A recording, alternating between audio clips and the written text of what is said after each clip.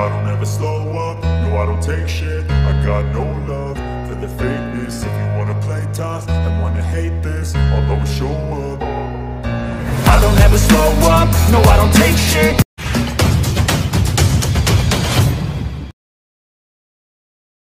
I don't ever slow up, no I don't take shit. I got no love for the fakeness. If you wanna play tough and wanna hate this, I'll always. Ketua Umum PSSI, Erick Thohir, menyoroti permasalahan pemain hingga kalender timnas Indonesia seusai Garuda Muda gagal meraih gelar juara Piala AFF U23 2023.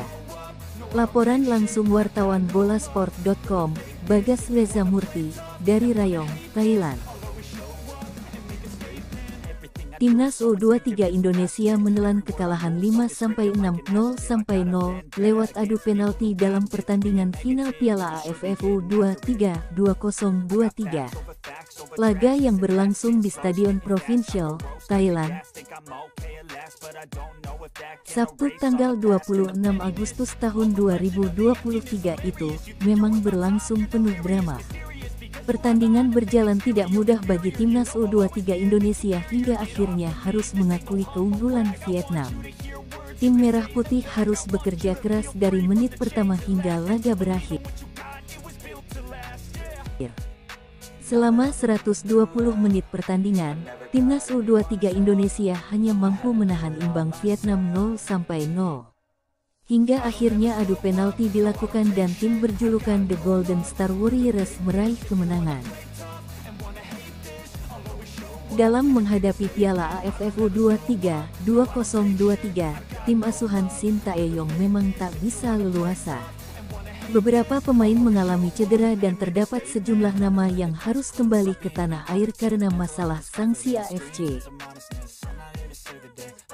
Buntut situasi ini membuat Shin Tae-yong mengalami kesulitan karena dia harus kehilangan cukup banyak pemain.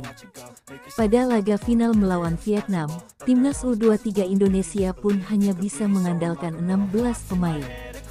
Situasi ini bahkan membuat kiper Dava Fasya harus diturunkan menjadi outfield player.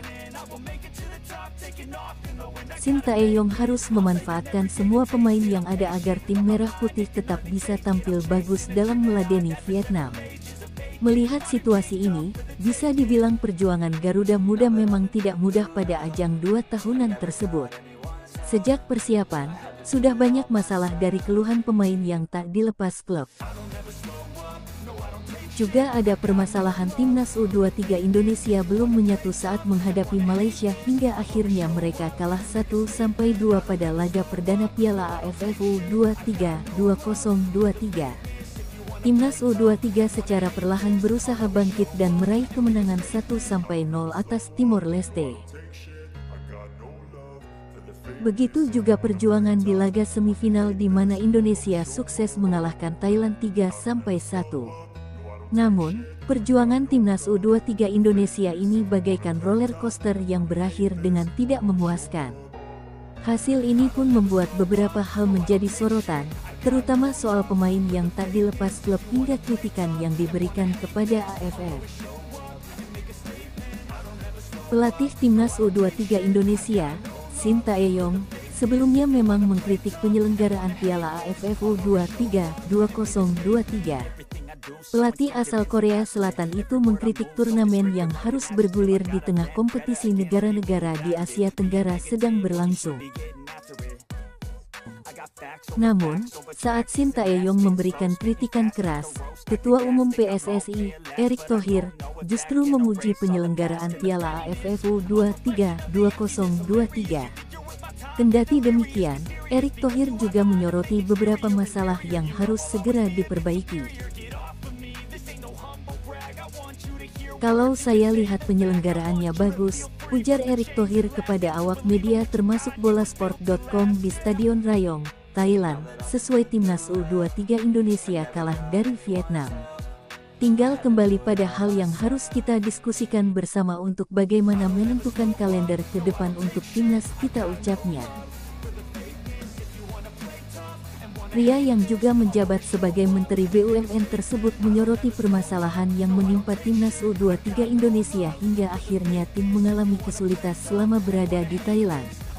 Tentu saja permasalahan pemain menjadi situasi yang sulit dikendalikan oleh tim pelatih. Bermain selama 120 menit lebih dan hanya mengandalkan 16 pemain tentu saja membuat timnas U23 Indonesia berada dalam situasi sulit. Hal ini terjadi karena memang beberapa klub enggan melepas pemainnya ke timnas U23 Indonesia. Oleh karena itu, menyikapi situasi ini, Erick Thohir berharap kedepannya akan ada diskusi lebih baik lagi. Mantan pemilik Inter Milan itu bahkan dengan tegas mengatakan bahwa tak ingin situasi ini ke depannya terus terjadi. Erick ingin kompetisi Liga 1 di Indonesia bisa berjalan dengan lancar dan tak ada masalah. Namun, pemain pun bisa memperkuat timnas Indonesia dengan aman tanpa harus ada pihak yang saling sindir. Apalagi kalau sampai